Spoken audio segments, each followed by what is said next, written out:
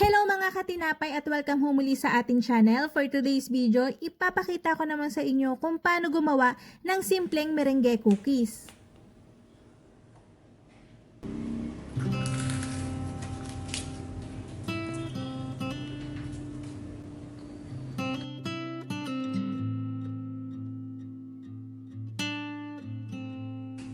Pero bago tayo tumuloy sa paggawa ng merengue cookies, mag-unboxing muna tayo at i-review natin yung pinadala ng Oster, isang worldwide brand at subok na nating napakatibay. Dahil pinadala nila tayo ng isang hand mixer na meron 250 watts, kaya siguradong hindi agad-agad ito manginginit kahit ilang batch pa ng cake ang gawin mo.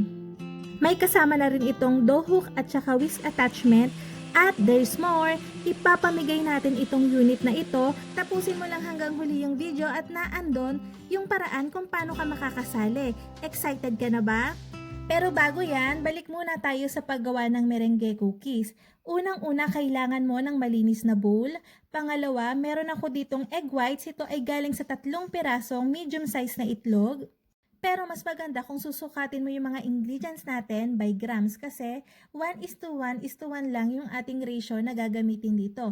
Halimbawa, meron kang 50 grams ng egg whites, kailangan mo lang din ito ng 50 grams ng granulated sugar at 50 grams ng powdered sugar. Diba mas madali? Kapag naipaghalo na natin yung egg whites dun sa granulated sugar, magpakulo ako ng tubig dun sa kaserola. And then, ibe-bain marie ko yung ating egg whites at asukal for 3 to 4 minutes.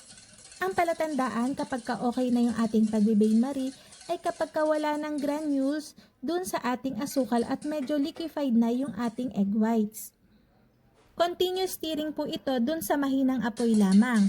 And then, kapag katapos nito, isasalin ko ulit dun sa ating mixing bowl at magsisimula na tayo mag-mix gamit ang ating Oster na hand mixer hanggang ito ay maging stiff peak.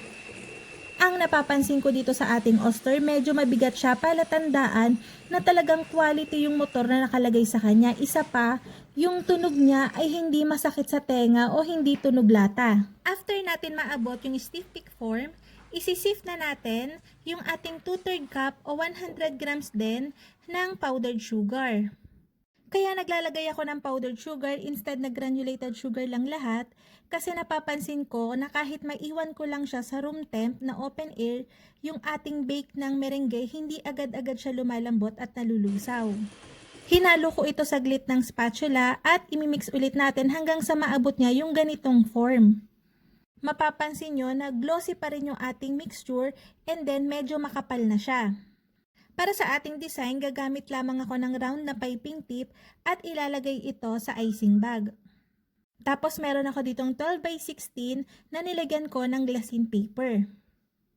At ipapipe ko na ito hanggang sa maubos na yung ating mixture. And then isasalang ko ito sa 90 degrees Celsius for 80 to 90 minutes. Yes, medyo matagal at mababang temp ang kailangan natin dito para maging malutong siya all the way through hanggang sa gitna at hindi mangitim yung ating mga merengue. After nun, itetest mo siya kapag ka madali nang matanggal sa parchment paper yung mga cookies at hindi nagiiwan ng kaunti dun sa parchment paper, ibig sabihin ay okay na yung ating mga merengue. Di ba madali lang gumawa? After niyang lumamig, pagkaahon mo sa oven ay ibalot mo na siya o ilagay sa mga closed container para ma-preserve mo yung crispiness ng ating mga merengue. Naging madali at maganda ang outcome ng paggawa ng merengue cookies natin gamit ang Oster na hand mixer.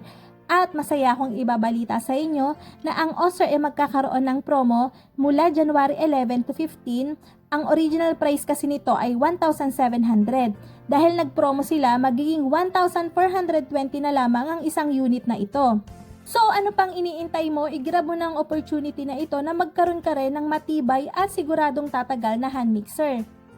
At para sa ating raffle, kailangan mo lang mag-comment sa baba ng hashtag Oster ang malakas, Oster ang matibay para magkaroon ka ng chance na mapalalunan ang unit na ito.